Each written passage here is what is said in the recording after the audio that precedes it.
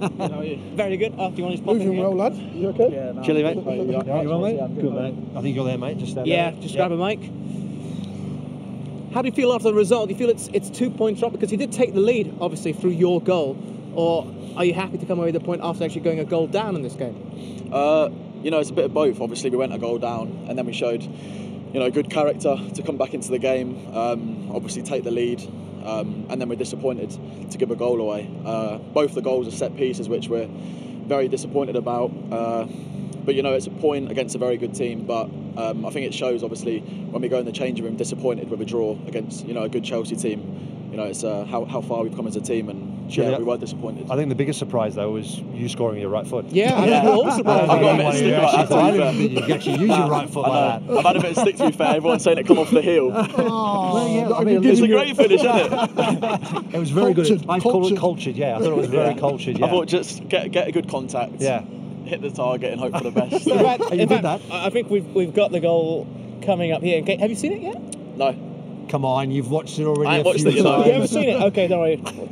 Because we saw an opportunity for you in the first half of your left foot, which was just over. It's not as good as but his in fact, right. it was your right foot's foot. better. Surprisingly, I'm not sure what they're saying on the touchline, but we'll have a better angle when it comes in from behind. But it was a perfectly placed finish. Yeah, like I said, I was just concentrating because obviously I knew the keeper was on the other side, so I think I was concentrating on just getting a good contact. Obviously trying to go near post on my side. And yeah, I think this will be the best angle. We can see you coming in from the outside.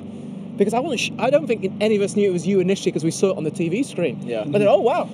Yeah, And it was right foot. Yeah, the right foot as well. The gaffer's always on me trying to, you know, get in the back post from the other side. So and obviously he wants his full-backs attacking, getting goals and assists. So yeah, it was nice to get a goal today. Is there a feeling around the club similar to 2015-16? You were kind of involved in that as well, of something special is going to happen? I mean, I know the league title is probably out of reach now, but something special, you're on the cusp of something even more special than what happened back then? Yeah, you know, we know we've got a good group of players and we've got a great manager. You know, Kuntop is obviously putting a lot of money and investing into the club and wanting us to improve as a club in general, not just the squad, but as a club in general. He's trying to improve and make us a bigger club.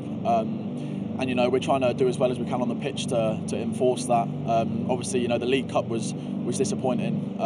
We wanted to reach a cup final, but you know, now obviously the aim is Champions League football, and we're still in the FA Cup. So you know, we've got a little bit of a break now, and then after that we'll come back all guns blazing. I mean, Emil did mention the League Cup because he won it. Like, he was just joking because he scored against me. Yeah, lucky. But anyway, Just a few years ago. It must have been a big disappointment. League Cup must have been. Yeah. I mean, on paper, and even you look at the stats. I mean, you dominated both games. Yeah. What does the manager say to you about that after the game? How do you get lifted from that again? Do you know what? After the game, he said, you know, obviously we were the better team over both the legs, but you know, it means nothing.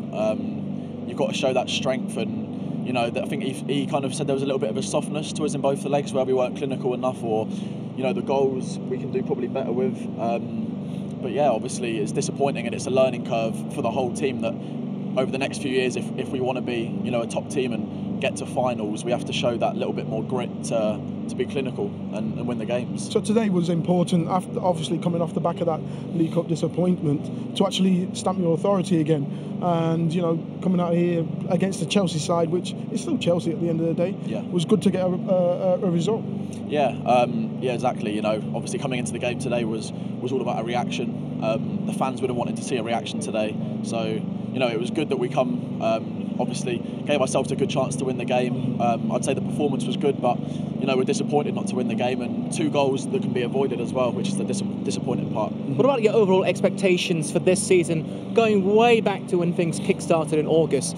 Given where you finished last season, here we are, basically in February, and you're 8 points clear of Chelsea still. You're 2 points behind Manchester City. Have you gone above your expectations, do you feel? Do you know what? In pre-season, we had a long meeting while we were away. Well, a few meetings actually, 2 or 3 meetings where everyone spoke individually about where we wanted to finish this season, and you know, the ambitions, you know, of the club, not just on the pitch, but what we can expect from each other in training, off the pitch, around the building. You know, when we're away, when we're at home, all the standards we can expect from each other this season, because you know, we know the talent that the squad's got, but we know if we can have the right mentality that we were going to give ourselves a good chance. So yeah, obviously that was kind of the setting mark, and after that it was just about week in, week out trying to improve. And like I said, we know we've got a talented squad. So it's just about trying to play well every week. And you've been defining expectations. I think you've really taken the Premier League by storm. You must be happy with your individual, personal performances as well. Yeah, obviously, the manager gets onto all of us. If we have an off training session or an off game, he encourages us, but he makes sure that we keep our standards, which is a positive, because no one gets complacent. We're third in the league, but we want to keep improving and getting better. And yeah, over the next few years, we want to reach finals of cups. And stay Champions League football is obviously the aim for this season, and we'll just keep improving. Any final questions? One final one. Just remember to be on time to training. Yes, I know. I had to throw that one in there, didn't we? No, just so you mention it now, yeah. No, we've all done that, haven't you? I did turn up one day. I didn't. Never. Australian timing. Thank you so much for the time. I can see. Cheers. You deserve a nice rest after this. I'll take that. Thanks again, yeah? See you later. All the best. Here we go. Little bit of a dig right there. Yeah, sometimes the young boys, they've got to be reminded, and I'm sure he's reminded, and, he's had discipline because of it. It happens. We were joking about it a lot beforehand, that times are different. Footballers are so much under scrutiny these days, and let's not forget, these are young people. They're young kids. They're teenage. Well, he's not a teenager anymore, but in his early 20s, and they don't have the upbringing that most people have in terms of all the freedom, and it goes hand in hand. They're very privileged because you're playing professional football as your career, which is amazing, but they don't get a chance to necessarily live a life either. And sometimes you make mistakes. Sometimes you let your hair down, and then he's done that, but he's recovered, and look at today. Yeah, very, very much the case. What about his individual performance? He seems to be a bit too humble to talk about how he's done this season, but he's got plenty of plaudits. I think with Ben Chilwell, when you look at what he's achieved since he actually come in, I played against him. He was at Huddersfield on loan, and I called up my friend. I was playing for Bolton. I called up my friend after the game. I said, "Who's this Chilwell lad?" He goes, "Oh yeah, he's a young lad plays." I said, "Wow." The only thing I was a little bit worried about was him defensively, but going forward, he was amazing. How old were you? I was 30. I'm glad you asked that, because I was going to say something about that. 30-something. I was 38 at the time. Okay. Yeah. He was breaking through when I was still here at the club, and there was a lot of talk at the time, because he played a couple of games in the first team and done really, really well. And there was a lot of talk about, he was frustrated because he wanted to play more regularly. He'd had that breakthrough, showed he could play at this level, but wasn't necessarily given the opportunity because there was an established side and so forth, and the team was on a very good run. So then there was a lot of talk of him possibly leaving. Chelsea came in for him, and Liverpool as well. there was a lot of Liverpool was also a lot of talk, and I know that he was keen on it. But in the end, I think he decided that this was the right opportunity for him. They made a decision, the club, to go forward with him. Ranieri started it, and then from there onwards, he's become a regular. And that's been important. And you wonder, had he gone to Chelsea, had he gone to Liverpool, would he have had the game time that he's having now? Who knows? Ifs and buts, you never know. But he's doing really well. Well, the thing is, his name is still being linked to a move away, particularly Manchester United. Yeah. Well, I mean, listen, would you leave Leicester right now for Manchester United? Depends on the pay packet, I guess. Yeah, I know that, but it's not. Let's hope it's not always about that. No, the thing is, he'll probably, when you're looking at Premier League now, he'll probably get the same pay packet here, absolutely, as in Man United. Yeah, and it's just the fact that he'll play regularly here. He'll play in front of a crowd better team, infinitely better team. Right now, this team is an infinitely better team than Manchester United, and you look at it, as long as they can keep the team together, and we know the owners have got enough money, they don't need to sell players. It's about keeping them happy. The club's developing, it's evolving. They've got a training ground that's going to be opening up in the summer, by all accounts, and it's supposed to be amazing. This club is going places, and why would you want to leave? At his age, he's going to earn enough money, he's going to earn good money, and I get it. When you get offered, and there's a carrot there, it's difficult to turn down. Isn't Luke Shaw the highest paid left back in the Premier League right now? Could well be, but he's a better player. That's my point. No, I agree with you. But I agree with you. But he's at a better club in terms of where they are on the football pitch. Off the football pitch, they're making huge progression. Why at this stage of his career? I don't think he needs it at this stage of his career. He needs to still progress, and he still needs to he's still learning his trade. Of course. Going to Man United, and then the pressures that brings, that you're the person who's going to change their fortunes. I'm a left back. also here, I think he's going to learn more as a player under Brendan Rodgers.